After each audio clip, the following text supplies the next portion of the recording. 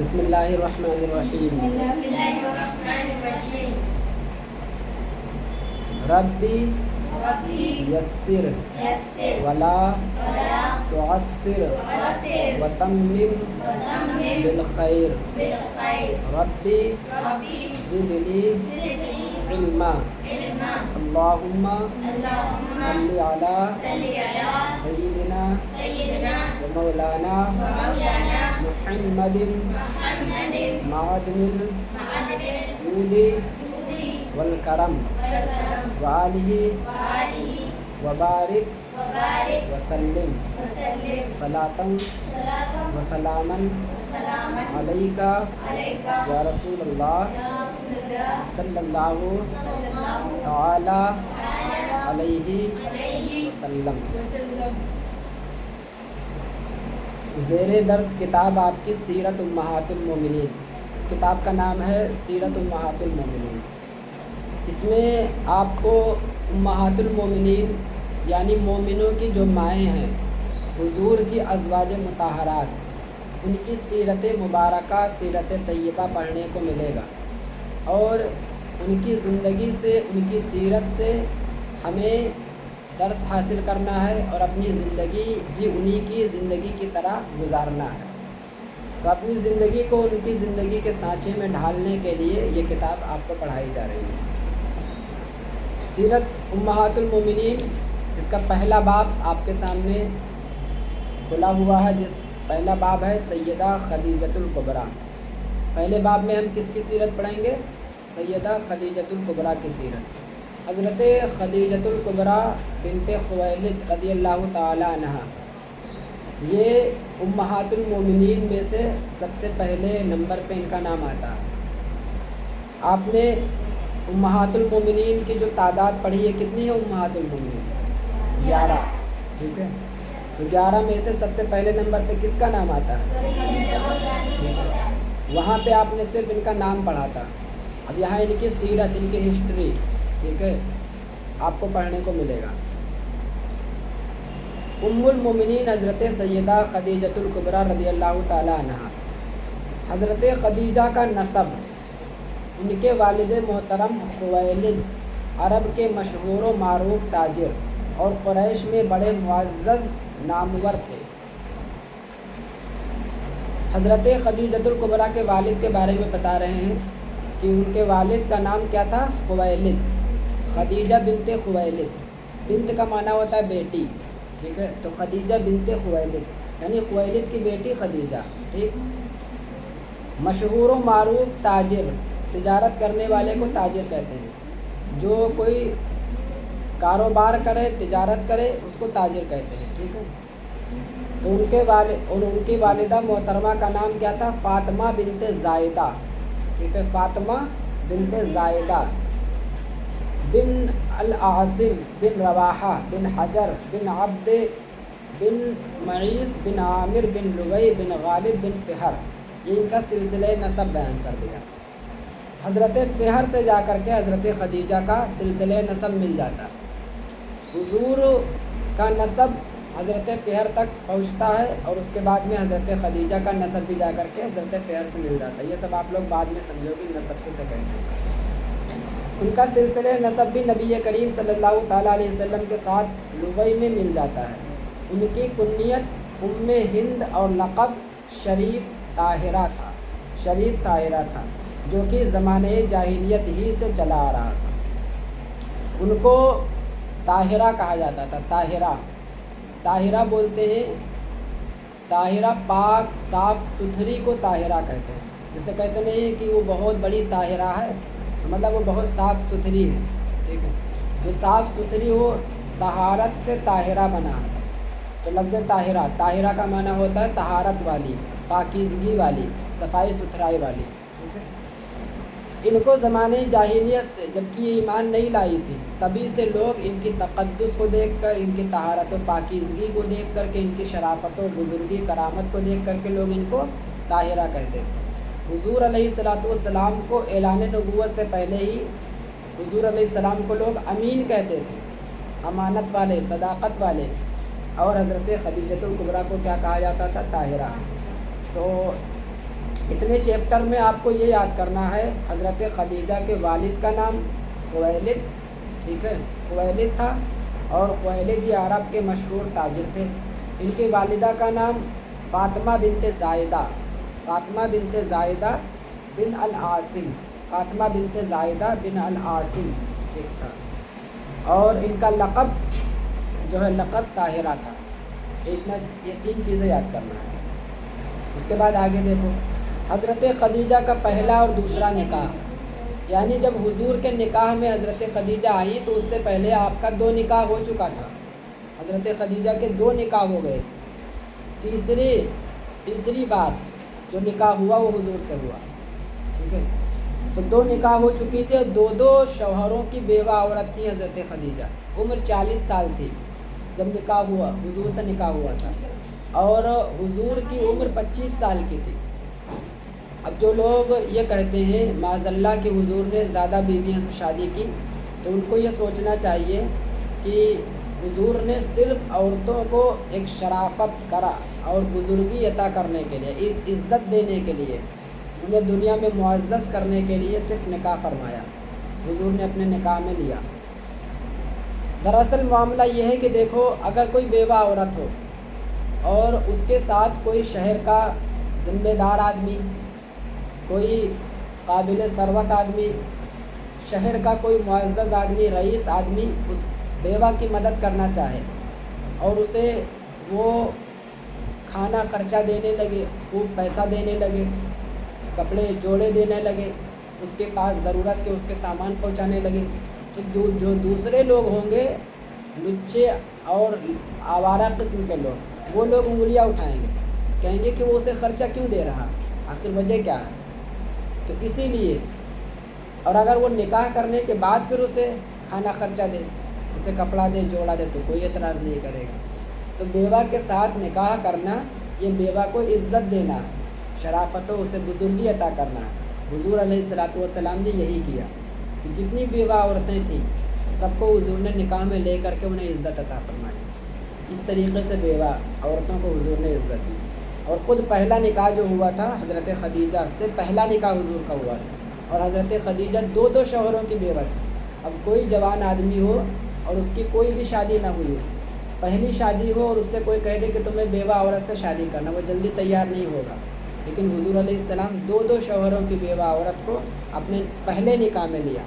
تو اس سے اندازہ کیا جا سکتا ہے کہ حضور علیہ السلام صرف عورتوں کو عزت عطا کرنے کے لیے دنیا میں تشریف لائے، ٹھیک ہے۔ حضرت خدیجہ کا پہلا اور دوسرا نکاح، ام المومنین حضرت سیدہ خدیجۃ الکبریٰ رضی اللہ تعالی عنہا کا پہلا نکاح ابو حالہ نباش بن ابو زرارہ سے ہوا تھا، ٹھیک ہے۔ یہ ان کا پہلے شوہر کے نام تھا، کیا نام تھا؟ ابو حالہ نباش بن ابو زرارہ، جن سے ان کے 2 لڑکے ہوئے، یہ 2 لڑکے ان سے پیدا ہوئے ابو حالہ سے، ہند اور حالہ۔ پہلے لڑکے کا نام تھا ہند اور دوسرے لڑکے کا نام تھا حالہ۔ ابو حالہ کے بعد ان کا دوسرا نکاح عتیق بن عائد مخزومی سے ہوا، جن سے ان کی ایک لڑکی پیدا ہوئی جن کا نام تھا ہندہ۔ اور بحوالہ مدارج النبوہ، یعنی مدارج النبوہ ایک کتاب ہے، اس کتاب کے حوالے سے کیا کہہ رہے ہیں؟ روضۃ الاحباب میں ہے کہ عتیق سے ایک لڑکا اور ایک لڑکی ہوئی، یعنی عتیق جو دوسرا شوہر تھا اس سے بھی 2 لڑکے پیدا ہوئے، ایک لڑکا ایک لڑکی، یعنی حضرت خدیجہ کی جب شادی ہوئی پہلے شوہر سے، پہلے شوہر کا نام تھا ابو حالہ نباش بن ابو زرارہ، تو اس سے 2 لڑکے ہوئے ابو حالہ سے، پھر اس کے بعد ابو حالہ کا انتقال ہو گیا تو دوسرے شوہر سے نکاح ہوا، دوسرا شوہر کا نام تھا عتیق، ٹھیک ہے۔ تو عتیق سے بھی 2 لڑکے پیدا ہوئے، ایک لڑکا ایک لڑکی، ٹھیک ہے۔ تو حضرت خدیجہ کے 2 شوہروں کے سے شادی ہوئی، 2 شوہروں سے ملا کے 4 لڑکے ہو گئے، ہے نا۔ پہلے والے شوہر سے 2 لڑکے اور دوسرے والے شوہر سے 2 لڑکے، یعنی ایک لڑکا ایک لڑکی، ٹھیک ہے، 4 لڑکے ہو گئے۔ خیال رہے کہ اس سلسلہ میں مورخین کا اختلاف ہے کہ حضرت سیدہ خدیجۃ الکبریٰ رضی اللہ تعالیٰ عنہ کا پہلا نکاح ابو حالہ سے ہوا تھا کہ عتیق سے، لیکن 2 نکاح ہوا تھا، یہ تو بات متفق علیہ ہے کہ 2 نکاح ہوا تھا۔ حضرت علامہ احمد بن محمد قسطلانی، حضرت جرجانی اور صاحب استیعاب نے لکھا ہے کہا ہے کہ پہلا نکاح ابو حالہ سے ہوا، جبکہ قتادہ کے قول کے مطابق پہلا نکاح عتیق سے ہوا تھا، لیکن میری اپنی سمجھ کے مطابق پہلا نکاح ابو حالہ سے ہوا تھا، اس لیے حضرت ہند بنت عتیق رضی اللہ تعالیٰ عنہ رسول اکرم صلی اللہ علیہ وسلم کی ربیبہ تھی، اور یہ اسی وقت ہو سکتا ہے جبکہ عتیق کے بعد ہی رسول اکرم صلی اللہ علیہ وسلم کا نکاح ہوا ہو۔ تو اب اس میں آپ کو یہ یاد کرنا ہے کہ حضرت خدیجۃ الکبریٰ رضی اللہ تعالیٰ عنہ کا حضور کے نکاح میں آنے سے پہلے 2 نکاح ہو چکا تھا۔ پہلے شوہر کا نام تھا ابو حالہ، ٹھیک ہے، ابو حالہ نباش بن ابو زرارہ، اور ان سے 2 لڑکے ہوئے تھے۔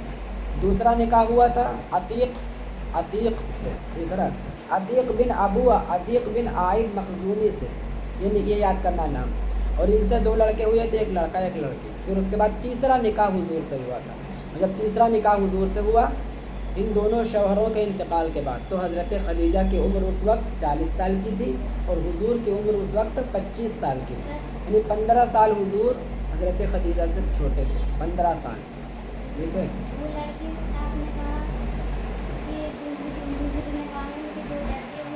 تو ایک لڑکا ایک لڑکی، 2 لڑکے، مطلب 2 لڑکے، میں بتا رہا ہوں 2 مطلب 2 ان کی اولاد ہوئی، لڑکے سے مراد اولاد، 3 لڑکے ایک لڑکی۔ پہلے سے 2 لڑکے ہی لڑکے ہوئے، پہلے شوہر سے ابو حالہ، ٹھیک ہے، ابو حالہ بن زرارہ سے، اور دوسرے سے عتیق بن عائد مخزومی سے، ان سے ایک لڑکا ایک لڑکی، ٹھیک ہے۔ تو یہ آپ کو اتنا یاد کر کے لانا ہے، بتا دیا میں نے مین بات آپ کو یاد کرتے ہوئے چلنا ہے۔ تو اس میں کل میں نے بتا دیا تھا، کل کے سبق میں، کہ حضرت خدیجہ کے والد کا نام خویلد کیا ہے؟ حضرت خدیجہ کی والدہ محترمہ کا نام فاطمہ بنت زائدہ، اور حضرت خدیجہ کا نکاح جو ہے حضرت خدیجہ کا نکاح پہلے کتنے شوہروں سے ہوا تھا؟ 2 شوہروں سے۔ پہلے شوہر کا نام ابو حالہ نباش بن زرارہ، دوسرے شوہر کا نام عتیق بن عائد مخزومی، یہ سب آپ لوگ سوال جواب کے طور پہ اپنی اپنی کاپیوں میں تحریر کرو اس کا، سیرت امہات المومنین کا۔ اس سے سوال اس میں ڈالو کہ حضرت خدیجہ کے والد کا کیا نام ہے، اس میں جواب ڈالو، ٹھیک ہے، جواب میں ڈالو خویلد، اس کے بعد میں والدہ کا کیا نام ہے، پھر جواب میں ڈالو فاطمہ بنت زائدہ۔ پھر حضرت خدیجہ کا نکاح پہلے کتنے شوہروں سے ہوا تھا؟ تو 2 شوہروں سے۔ ان کے پہلے شوہر کا نام ابو حالہ نباش بن زرارہ، دوسرے شوہر کا نام عتیق بن عائد مخزومی۔ پہلے شوہر سے کتنے بیٹے ہوئے تھے؟ 2، ان کے نام کیا ہیں؟ ہاں، اس کے بعد میں دوسرے سے 2 لڑکے ہوئے تھے، ایک لڑکا ایک لڑکی، ٹھیک ہے۔ لڑکی کا نام تھا ہندا، اور لڑکے کا نام اس میں نہیں دیا ہے۔ یہ سب اس طرح لکھتے ہوئے چلو، ٹھیک ہے۔ اب آج کے اس میں ہے حضرت خدیجہ کے ساتھ حضور کا نکاح۔ ام المؤمنین حضرت سیدہ خدیجۃ الکبریٰ رضی اللہ تعالی عنہا نہایت ہی عاقلہ، عقل مند، یعنی بہت سمجھ رکھنے والی، فاضلہ، ٹھیک ہے، اور بہادر عورت تھی۔ عالی نسب ہونے کے ساتھ بہت ہی مالدار بھی تھی۔ عالی نسب تو تھی ہی، اس کے ساتھ ساتھ بہت ہی مالدار بھی تھی، آپ کے پاس بہت دولت تھی، اللہ تعالیٰ نے بہت سارا دولت سے نوازا تھا حضرت خدیجہ۔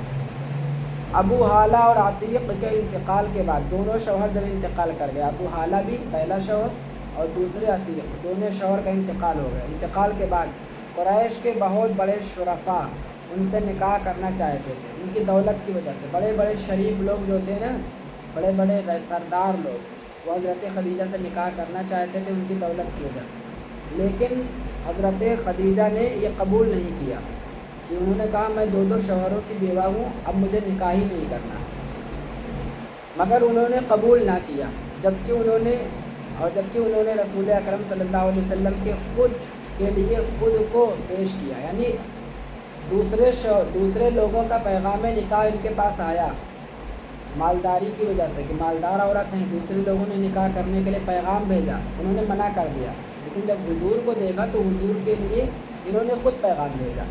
ٹھیک ہے. رسول اللہ صلی اللہ تعالیٰ علیہ وسلم نے اس کا ذکر یعنی ان کے پیغام نکاح کا ذکر اپنے چچاؤں سے کیا. اس وقت حضرت ابو طالب کا حضرت عبد المطلب کا انتقال ہو چکا تھا.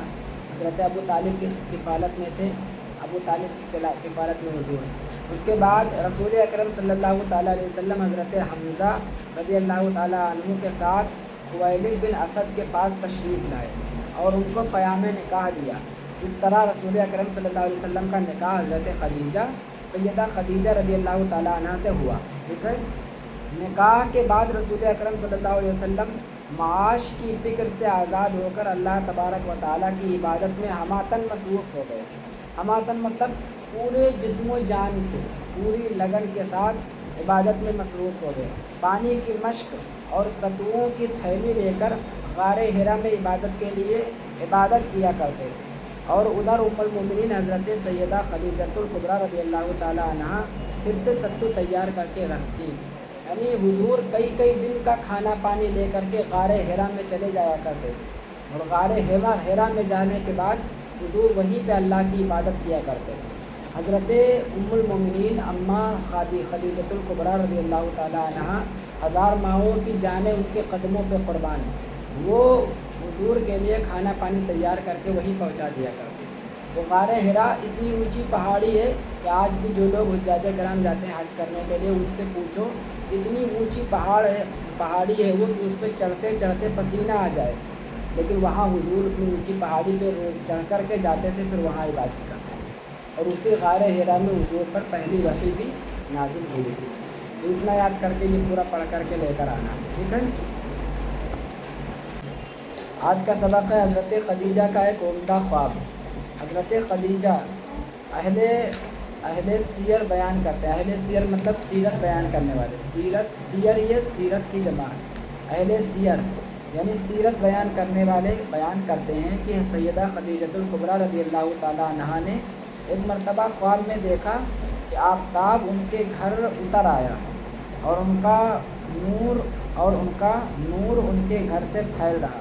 ٹھیک ہے. آفتاب ان کے گھر میں اتر آیا ہے اور وہ اس آفتاب کا نور ان کے گھر میں جو ہے پھیل رہا ہے. آفتاب کہتے ہیں سورج کو. انہوں نے دیکھا کہ سورج ان کے گھر میں اتر آیا. آسمان میں رہتا ہے سورج، ان کے گھر میں آ گیا اور اس کا نور پورے گھر میں پھیل رہا ہے.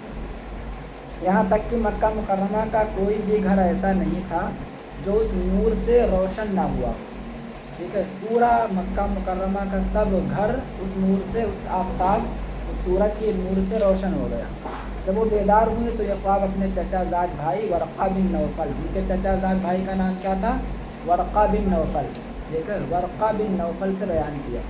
اس نے خواب کی یہ تعبیر بتائی کہ نبی آخر الزماں تم سے نکاح فرمائیں گے. خواب کی تعبیر کیا تھی؟ اس خواب کی کہ نبی آخر الزماں سے تمہارا نکاح ہوگا. ٹھیک ہے. یہ خواب کی. بسم اللہ الرحمن الرحیم. آپ کا سبق یہاں پہنچا تھا کہ حضرت خدیجہ کا ایک عمدہ خواب. حضرت خدیجہ نے خواب دیکھا کہ آفتاب یعنی سورج ان کے آنگن میں اتر آیا ہے اور ان کے پورے گھر کو روشن کر دیا. تو اس خواب کی جب انہوں نے تعبیر اپنے چچا زاد بھائی ورقہ بن نوفل سے پوچھی تو ورقہ بن نوفل ان کے چچا زاد بھائی جو تھے انہوں نے بیان کیا کہ اس خواب کی تعبیر یہ ہے کہ تمہارا نبی آخر الزماں سے نکاح ہوگا. ٹھیک ہے. اس سے پہلے حضرت خدیجہ یہ فیصلہ کر چکی تھی کہ مجھے اب نکاح ہی نہیں کرنا ہے، کیونکہ دو شوہروں کی بیوہ تھی. 2 شوہروں سے نکاح ہوا تھا اور دونوں ہی انتقال کر گئے تھے. 4 اولادیں تھیں ان کی 2 شوہروں سے ملا کے. تو انہوں نے فیصلہ کر رکھا تھا کہ مجھے نکاح ہی نہیں کرنا ہے. لیکن اس خواب کے بعد پھر ان کے ذہن میں نکاح کے بارے میں پھر سے باتیں آئیں اور پھر نکاح کے بارے میں آپ نے پھر سے سوچا. تو حضرت سیدہ خدیجہ کی خصوصیات. ام المومنین حضرت سیدہ خدیجۃ الکبریٰ رضی اللہ تعالیٰ عنہ کو یہ امتیازی خصوصیت حاصل ہے کہ وہ سب سے پہلے مشرف اسلام ہے. سب سے پہلے اسلام کون لے کر آیا؟ حضرت خدیجہ. سب سے پہلے مشرف اسلام ہونے کی سعادت کسے ملی؟ حضرت خدیجہ کو. کتنی بڑی سعادت کی بات ہے. بتاؤ اسلام آیا اور اسلام آنے کے بعد سب سے پہلا مسلمان کون ہے؟ حضرت خدیجہ کا۔ اس کو ہم یوں ذکر کرتے ہیں کہ جیسے ایک روایت میں حضرت علی بھی سب سے پہلے مسلمان لائے، اسلام لے کر آئے، حضرت ابو بکر صدیق، حضرت زید بن حارثہ۔ تو اس کو یوں بیان کرتے ہیں، عورتوں میں سب سے پہلے اسلام حضرت خدیجہ لے کر آئیں، آزاد مردوں میں سب سے پہلے اسلام حضرت ابو بکر صدیق لے کر آئے، بچوں میں سب سے پہلے اسلام حضرت علی لے کر آئے، اور غلاموں میں سب سے پہلے اسلام حضرت زید بن حارثہ لے کر آئے۔ ٹھیک ہے، کبھی بھی مرد یا عورت کو ان پر اسلام میں داخل ہونے کے سلسلے میں کسی بھی مرد یا عورت کو ان پر اسلام میں داخل ہونے کے سلسلے میں سبقت حاصل نہیں ہوئی۔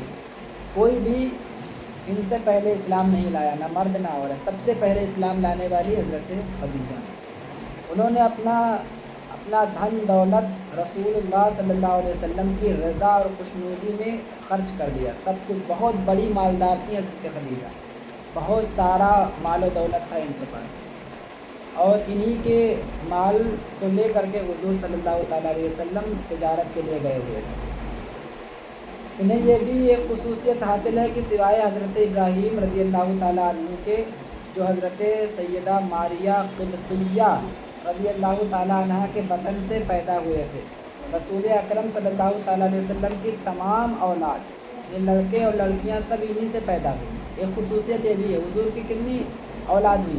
حضور کے 7 اولاد ہوئی، 4 شہزادیاں اور 3 شہزادے، یہ 7 اولاد ہیں نا۔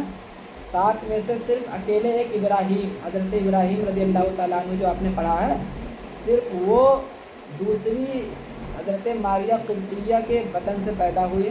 اس کے علاوہ 6 کے 6 اولاد حضرت خدیجۃ الکبریٰ رضی اللہ تعالیٰ عنہ ہی سے پیدا ہوئے۔ باقی جو ازواج مطہرات تھیں حضور کی، حضرت خدیجہ کو چھوڑ کر کے جو 10 بیویاں اور تھیں، ان 10 بیویوں سے حضور کی کوئی اولاد نہیں ہوئی، ٹھیک ہے، صرف اکیلے 6 اولاد حضرت خدیجہ ہی سے ہوئی، 6 اولاد اکیلے، اور 7ویں اولاد حضرت ابراہیم، یہ ماریہ قبطیہ جو کہ باندھی تھی ان سے ہوئی، یہ بیوی نہیں تھی۔ ان کی خصوصیات میں ایک یہ بھی ہے کہ تمام ازواج مطہرات میں سب سے زیادہ عرصہ یعنی 25 سال تک رسول اکرم صلی اللہ علیہ وسلم کی خدمت بابرکت میں رہی، ٹھیک ہے، ایک یہ بھی خصوصیت، سب سے زیادہ حضور کے ساتھ جو ہے وقت گزارنے والی، حضور کے ساتھ حضور کی خدمت میں رہنے والی کون بیوی ہیں؟ حضرت خدیجہ الکبریٰ، 25 سال تک حضور کی خدمت میں رہی، اور اتنا کوئی بیوی نہیں رہی حضور کی خدمت۔ یہ بھی ایک اہم خصوصیت ہے کہ سب سے پہلے انہی سے نکاح فرمایا، حضور نے سب سے پہلے انہی سے نکاح فرمایا، اور جب تک وہ باحیات رہیں، جب تک یہ باحیات رہیں، زندہ رہیں، اس وقت تک کسی اور سے نکاح نہیں فرمایا حضور نے۔ ان کی وصال کے بعد، ٹھیک ہے، ان کی وصال کے بعد نکاح فرمایا۔ ان کا وصال ہجرت سے 5 سال یا 3 سال پہلے ہوا، حضور نے ہجرت فرمایا مکہ سے مدینہ کی طرف، اس سے 5 سال یا 3 سال پہلے، 3 سال پہلے نکاح فرمایا، 3 سال پہلے ان کا وصال ہوا۔ اس وقت ان کی عمر شریف 65 سال کی تھی، اور مقبرہ حجون میں دفن کی گئی۔ رسول اکرم صلی اللہ علیہ وسلم خود ان کی قبر میں داخل ہوئے اور دعائے خیر فرمائی۔ اس وقت تک نماز جنازہ مشروع نہیں ہوئی تھی۔ رسول اکرم صلی اللہ تعالیٰ علیہ وسلم کو ان کی وفات سے بہت حزن و ملال یعنی بہت غم ہوا۔ یہی وجہ ہے کہ ان کی وفات کے سال کا نام عام الحزن یعنی غموں کا سال رکھا گیا۔ اتنا ہی پڑھ کے لے کر آؤ کل۔ اس میں یہ سوال میں پوچھوں گا کہ ہجرت سے کتنے سال پہلے حضرت خدیجہ کا وصال ہوا، کہاں دفن کی گئی، اور آپ کی خصوصیات کیا ہیں، اور آپ کی قبر میں کون اترا تھا، اور آپ کی عمر کتنے برس ہے۔ یہ سارے سوالات اس میں سے آپ بنا کر کے کاپی میں لکھنا، سارے سوالات میں